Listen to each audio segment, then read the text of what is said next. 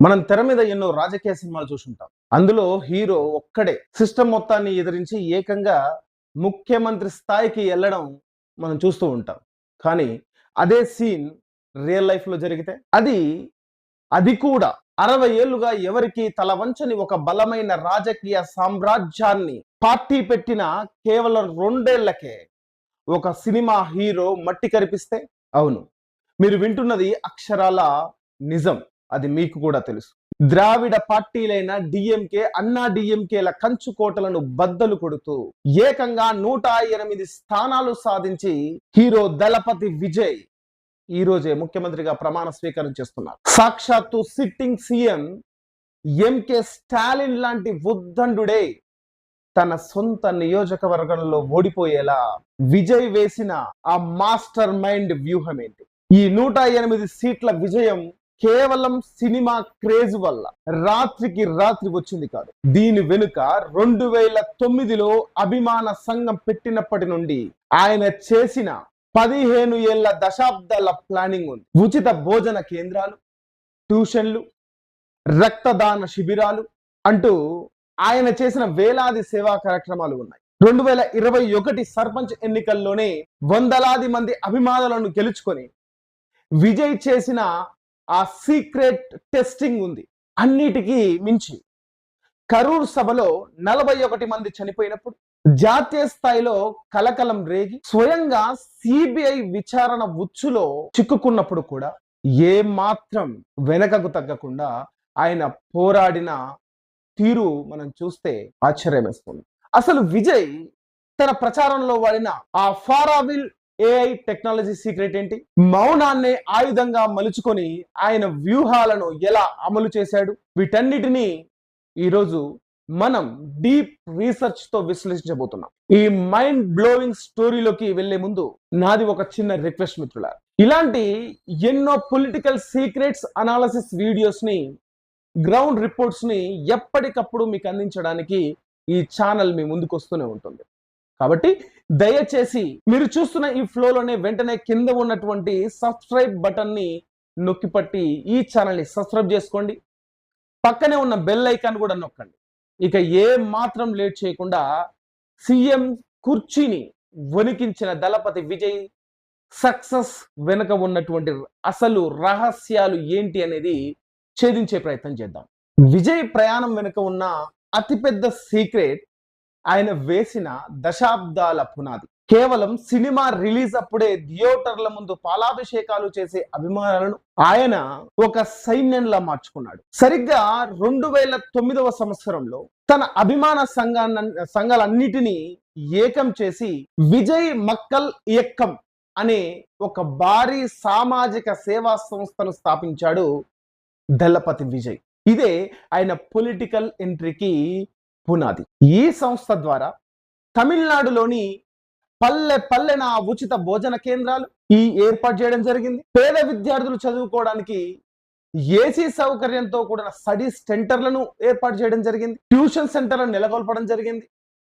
వందలాదిగా రక్తదాన శిబిరాలను నిర్వహించడం జరిగింది. పేద యువతలకు ఉచితంగా వివాహాలు జరిపించడం జరిగింది. ఆయన ఎప్పటికప్పుడు జిల్లా నాయకులతో సీక్రెట్ మీటింగ్స్ పెడుతూ పెనయ్యూరులోని తన నివాసంలో వారితో సమాలోచన చేస్తూ అభిమానులను క్రమశిక్షణ కలిగిన కార్యకర్తలుగా, సమాజ సేవకులుగా తీర్చిదిద్దారు దళపతి విజయ్. ఇది మామూలు స్ట్రాటజీ కాదు. ఈ గ్రౌండ్ వర్క్ ఎంత స్ట్రాంగ్ గా ఉందో తెలుసుకోవడానికి విజయ్ మాస్టర్ ప్లాన్ వేశాడు. అదే 2021 స్థానిక సంస్థల ఎన్నికలు, అంటే సర్పంచ్ మరియు పంచాయతీ ఎలక్షన్స్ అన్నమాట. ఎవరి అంచనాలకు అందకుండా ఈ ఎన్నికల్లో విజయ్ మక్కల్ ఇయక్కం బ్యానర్ పై స్వతంత్రంగా పోటీ చేసిన ఆయన అభిమానులు ఏకంగా తక్కువలో కాదు, ఏకంగా 115కు పైగా, అంటే మొత్తం 129 అంటున్నారు, కానీ 115 లెక్కకు తీసుకున్న స్థానాల్లో గెలుపొందడం జరిగింది. రాజకీయాల్లో ఎలాంటి ముందస్తు అనుభవం లేకపోయినా కేవలం విజయ్ సేవా కార్యక్రమాల మీద ఉన్న నమ్మకంతో జనం ఆ అభిమానులను సర్పంచులుగా గెలిపించుకున్నారు. ఆ గెలిచిన వారందరినీ పిలిపించుకొని విజయ్ స్వయంగా అభినందించడం జరిగింది. ఆ సక్సెస్ ఆయనకి ఒక నెట్వర్క్ స్ట్రెంగ్త్ మీద, ప్రజల్లో తనకున్న ఆదరణ మీద పూర్తి నమ్మకాన్ని ఇచ్చింది. ఎందుకంటే అభిమానులు ఓట్లుగా మారడం చాలా కష్టమని విజయ్కి తెలుసు. అందుకనే ఈ టెస్ట్ చేయడం జరిగింది. ఆ ధైర్యంతోనే ఫిబ్రవరి 2024లో తమిళగ వెట్రి కజగం టీవీకే అనే రాజకీయ పార్టీని అధికారికంగా ప్రకటించారు దళపతి విజయ్.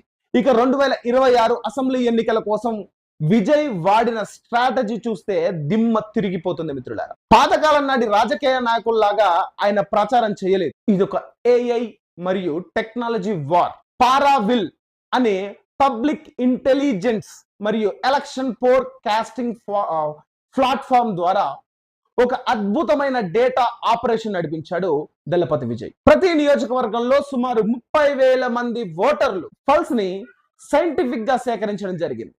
ఇంత మామూలు విషయం కాదు. ప్రతి బూత్ లో ఏ పార్టీకి కట్టుబడి ఉందని, అంటే ఏ బూత్ ఏ పార్టీకి కట్టుబడి ఉందని ఆఖరి నిమిషంలో నిర్ణయం తీసుకునే సుమారు 5,000 మంది న్యూట్రల్ ఓటర్లు లేదా సైలెంట్ ఓటర్లు ఎవరున్నారో పక్కా డేటా ద్వారా సేకరించారు దళపతి విజయ్ వర్గం. కేవలం వారిని మాత్రమే టార్గెట్ చేస్తూ ప్రచారం చేశారు వీళ్ళు. ఎంత ముందుగా ఆలోచించారో ఆలోచించవచ్చు మనం కూడా. ఈ టెక్నాలజీ వాడడం ఏ స్థాయికి వెళ్ళిందంటే, కోయంబత్తూరు లాంటి నగరాల్లో టీవీకే కండువా కప్పుకున్న రోబోలు నేరుగా రోడ్ల మీద నడుస్తూ అభ్యర్థుల తరపున ప్రచారం చేశాయంటే ఏ లెవెల్లో ఏఐని వాడారో చూసుకోవచ్చు. కుంభకోణంలో విజయ్ స్వయంగా వెళ్ళకపోయినా ఆయన హోలోగ్రామ్ ద్వారా ఏకకాలంలో లక్షలాది మంది ముందు నిలబడి ప్రసంగించాడు.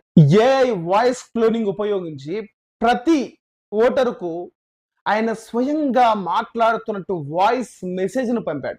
ఈ టెక్నాలజీ దెబ్బకి తమిళనాడును 2035 నాటికి ఏఐ సిటీగా మారుస్తానని, ప్రభుత్వ సేవలన్నీ సూపర్ యాప్ ద్వారా నేరుగా ఇంటికే అందిస్తానని చెబుతూ ఆయన విజన్ కి యూత్ మొత్తం గుడ్డిగా టీవీకే వైపు షిఫ్ట్ అయ్యేలా చేశాడు. మామూలు స్ట్రాటజీ కాదు ఇది. వీటన్నిటిని మించి విజయ్ ప్రచారంలో వాడిన అతిపెద్ద ఆయుధం మౌనం. రాజకీయాల్లో ఎవరైనా గొంతు చించుకొని అరుస్తారు, అవతల వాళ్ళని తిడతారు, అక్కడ ఉన్నటువంటి పార్టీ వాళ్ళని బూతులు తిడతారు. కానీ ఎలక్షన్ ప్రచారం చివరి వారంలో ఏఐఏడిఎంకే నేత పళనిస్వామి 806 నిమిషాలు, సీఎం స్టాలిన్ 356 నిమిషాల ప్రసంగాలు చేస్తే విజయ్ మాట్లాడిన సమయం కేవలం 35 నిమిషాలు మాత్రమే. ఆయన ఒక్క ప్రెస్ మీట్ కూడా పెట్టలేదు, మీడియాతో వాదించలేదు. తన మౌనాన్ని ఒక మిస్టరీగా మార్చాడు. అంటే మాట తూలొద్దు, తక్కువ మాట్లాడాలి, ఎక్కువ సమాచారం అందాలనేటువంటి టెక్నిక్ వాడాడు విజయ్ ఇక్కడ.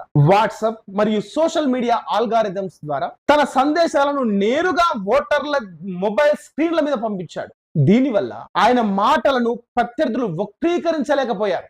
ఎందుకంటే బయట విలేకరులతో మాట్లాడితే విజయ్ అలా మాట్లాడాడు, ఇలా మాట్లాడాడు అనొచ్చు, కానీ అలాంటి అవకాశం విజయ్ ఇవ్వలేదు. ద్రావిడ పార్టీలు అంటేనే నలుపు ఎరుపు రంగుల జెండాలు ఉంటాయి, కానీ విజయ్ ద్రావిడ ఐడియాలజీకి పూర్తిగా భిన్నంగా తన జెండాలో నలుపు రంగును విస్మరించి ఎరుపు మరియు పసుపు రంగును తీసుకున్నాడు. అంతేకాదు ఆయన పార్టీ పేరులో కూడా ద్రవిడ కాకుండా తమిళం అని చేర్చాడు. జెండా మధ్యలో పరాక్రమానికి ప్రతీకగా 2 ఏనుగులను, ప్రాచీన తమిళ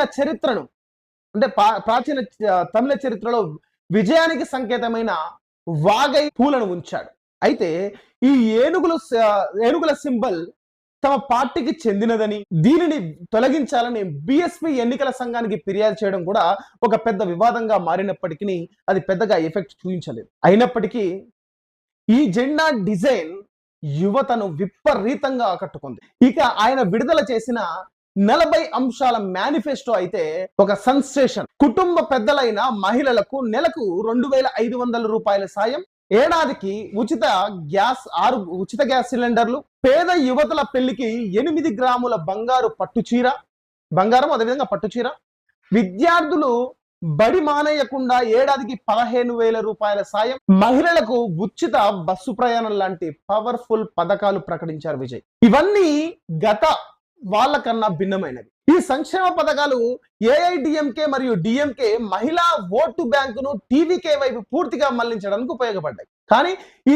సక్సెస్ జర్నీలో ఆయన ఎన్నో భయంకరమైన అవరోధాలు ఎదుర్కోవాల్సి వచ్చింది. విజయ్ రాజకీయ జీవితానికి అతిపెద్ద ముప్పుగా పరిగణించిన ఘటన కరూర్ తొక్కిసలాట అని చెప్పాలి. గత ఏడాది సెప్టెంబర్లో కరూర్లో టీవీకే నిర్వహించిన ప్రచార సభకు లక్షలాది మంది పోటెత్తడంతో అత్యంత ఘోరమైనటువంటి తొక్కిసలాట అక్కడ జరిగింది. ఏకంగా 41 మంది అమాయకులు ప్రాణాలు కోల్పోయారు. ఈ ఘటన జాతీయ స్థాయిలో సంచలనం రేపడంతో సుప్రీంకోర్టు ఏకంగా సిబిఐ విచారణకు ఆదేశించింది. దీనితో విజయ్ జనవరి నెలలో స్వయంగా ఢిల్లీలోని సిబిఐ ప్రధాన కార్యాలయం చుట్టూ తిరగడం, తిరిగి గంటల తరబడి 2 సార్లు విచారణకు ఎదుర్కోవాల్సి రావడం, కారావాన్ లో ఉంటూ రద్దీని పట్టించుకోలేదని, ఆలస్యంగా వచ్చారని ఆయనపై తీవ్ర ఆరోపణలు కూడా ఈ కరూరు తొక్కిసలాట విషయంలో రావడం కూడా చూసామని. మరోవైపు ఆయన రాజకీయ అరంగేటానికి ముందు రావాల్సిన ఆఖరి సినిమా జననాయగన్ కు సెన్సార్ బోర్డు తీవ్ర అడ్డంకులు సృష్టించింది. ఆర్మీకి సంబంధించిన అంశాలు, మత సామరస్యం పేరుతో సర్టిఫికెట్ ను నిలిపివేయడం జరిగింది. ఫైనల్ గా ఆ సినిమా జనవరిలో రిలీజ్ అవ్వకుండానే ఏప్రిల్ 9న ఆన్లైన్ లో మొత్తం లీక్ అయిపోయింది, పైరసీకి గురైంది. ఇంకోవైపు తమిళ మేధావులు అయితే విజయ్ ఒక ఆట ఆడుకున్నారు. ఆయన పార్టీ కేవలం ఒక అభిమాన సంఘం అని కార్యకర్తలకు ఎలాంటి సైద్ధాంతిక అవగాహన లేదని విమర్శించారు. ఫ్యాన్స్ ని ఆయన వాడుకుంటున్నారని, వారిని కేవలం సినిమా డైలాగులకు ఈరలు వేసే అజ్ఞానులు అని, టర్కూరిస్ అని మీడియాలో తీవ్రంగా విమర్శించారు ప్రతిపక్ష పార్టీలు. అధికార పార్టీలు అయితే బీజేపీ బీటీం అని ముద్ర వేసే ప్రయత్నం కూడా చేశారు డిఎంకే వాళ్ళు. ఆయనను కేవలం ఒక డిస్ట్రప్టర్ అంటూ పరిశ్రమల శాఖ మంత్రి టిఆర్బి రాజా ఎద్దేవా కూడా చేశారు. కానీ విజయ్ ఎక్కడ వెనక్కి తగ్గలేదు. మహాబలిపురం, విక్రవాంది సభల్లో తాను పక్కా లౌకికవాదినని, ఎట్టి పరిస్థితుల్లోనూ మతోన్మాద శక్తులతో చేతులు కలిపే ప్రసక్తే లేదని తేల్చి చెప్పేశారు విజయ్. పెరియార్, కామరాజు, అంబేద్కర్ల ఆ ఆదర్శాలతో సామాజిక న్యాయం కోసం పోరాడతానని కౌంటర్ ఇచ్చారు వారికి. కానీ సరే తక్కువగానే కౌంటర్ ఇచ్చానని చెప్పాలి, మాట తూలలేదు. ఇన్ని ఆటుపోట్లు ఎదుర్కొని ఫైనల్ గా ఆయన పార్టీ ఒంటరిగా పోటీ చేసి 108 స్థానాలు సాధించింది. ఇది సుమారు 35% ఓటు బ్యాంక్. 1977లో ఎన్జిఆర్ సాధించిన 33.5 రికార్డును విజయ్ ఈ ఎన్నికల్లో బ్రేక్ చేశాడు. కానీ అసలు రాజకీయం ఇక్కడే మొదలైంది. 234 స్థానాలున్న అసెంబ్లీలో మ్యాజిక్ ఫిగర్ 118. ఆయన పార్టీ గెలిచింది 108. అందులో విజయ్ 2 చోట్ల గడవడంతో వాస్తవ బలం 107. అంటే అధికారం చేపట్టడానికి ఇంకా 11 సీట్లు తక్కువయ్యాయి విజయ్. ఈ గ్యాప్ చూసుకుని డిఎంకే, అన్నా డిఎంకే పార్టీలు ఆయనకు పవర్ దక్కకూడదని లోపాయికారిగా చేతులు కలిపే ప్రయత్నం చేశారని కూడా టాక్స్ వచ్చాయి. దశాబ్దాల శత్రువులు కూడా కలిసిపోతున్నారు అని రీసార్ట్ పాలిటిక్స్ మొదలైనవి. కానీ ఇక్కడే ఒక అనూహ్య పరిణామం జరిగింది. డిఎంకే కూటమిలో ఉన్నటువంటి కాంగ్రెస్ బయటికి వచ్చి తన 5 మంది ఎమ్మెల్యేలతో టీవీకేకి మద్దతు పలికింది కాంగ్రెస్ పార్టీ. అలాగే కమ్యూనిస్టు పార్టీలు అయినటువంటి సిపిఐ, సిపిఐఎం కూడా, అంటే వాళ్ళకు 2 ఉన్నాయి, వీళ్ళకు 2 ఉన్నాయి ఎమ్మెల్యే స్థానాలు.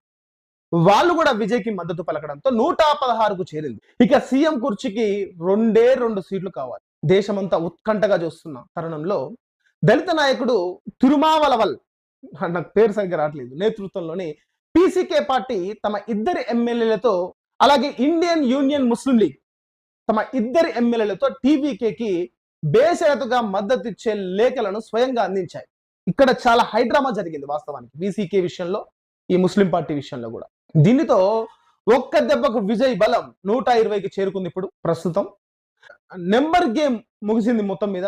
ద్రావిడ పార్టీల 60 ఏళ్ల ఆధిపత్యాన్ని కూల్చేస్తూ తమిళనాడులో తొలి సంకీర్ణ ప్రభుత్వానికి నాయకత్వం వహిస్తూ దళపతి విజయ్ ముఖ్యమంత్రిగా ప్రమాణ స్వీకారం చేస్తున్నారు. ఒక ఫ్యాన్ క్లబ్ స్థాపించి పంచాయతీ ఎన్నికల్లో టెస్ట్ చేసుకుని ఏఐ టెక్నాలజీతో ఓటర్ల మైండ్ రీడ్ చేసి ఉచిత పథకాలతో మహిళలను ఆకట్టుకొని అడుగడుగున సిబిఐ కేసులు అవమానాలు ఎదురైనా చెలించకుండా ఒక సైలెంట్ సునామీలా వచ్చి ఈరోజు తమిళనాడు భవిష్యత్తును ఆయన మార్చేశాడు. ఆయనే రియల్ హీరో విజయ్ దళపతి. కానీ అసలు ఆట ఈ రోజు నుండి మొదలవుతుంది. మేనిఫెస్టోలో ఇచ్చిన వేల కోట్ల ఉచిత పథకాలను అప్పుల్లో ఉన్న రాష్ట్రం ఎలా భరిస్తుంది? కత్తిలా వేలాడుతున్న కరూర్ సిబిఐ కేసుల తుది ఛార్జ్ షీట్ నుండి విజయ్ ఎలా బయటపడతాడు? కాంగ్రెస్, కమ్యూనిస్టులు, విసికే ఈ పార్టీలు భిన్నమైన సిద్ధాంతాలున్న పార్టీలతో ఈ పార్టీలు భిన్నమైన సిద్ధాంతాలే కాబట్టి సంకీర్ణ ప్రభుత్వాన్ని ఏర్పరిచాడు వీళ్ళ భిన్నమైన సిద్ధాంతాలు కలిగిన పార్టీలతో. కాబట్టి ఈ పార్టీలను ఎలా సమన్వయం చేసుకుంటాడు? ఇవన్నీ ఆయన ముందున్న హిమాలయ సమానమైనటువంటి సవాళ్ళని చెప్పాలి. మరి ఈ రోజు సీఎం గా బాధ్యతలు స్వీకరిస్తున్న విజయ్ దార్శనికుడిగా సక్సెస్ అవుతాడా, లేక రాబోయే రోజుల్లో తమిళనాడు దిశ మార్చబోతున్నాడా? ఈ డీప్ అనాలిసిస్ పై మీరేమనుకుంటున్నారో కింద కామెంట్స్ లో ఖచ్చితంగా పంచుకోండి. ఈ స్టోరీ మీకు నచ్చితే, ఈ అనాలిసిస్ మీకు నచ్చితే, ఈ ఇన్ఫర్మేషన్ మీకు నచ్చితే ఈ వీడియోని వెంటనే లైక్ చేయండి, మీ ఫ్రెండ్స్ కి షేర్ చేయండి. మరిన్ని exclusive politics and deep research కోసం మన ఛానల్ ని సబ్స్క్రైబ్ చేసుకోండి. మళ్ళీ మరొక పవర్ఫుల్ వీడియోతో మీ ముందుకు వస్తా. అంతవరకు సెలవు. జై భీమ్, జై భారత్. Signing off.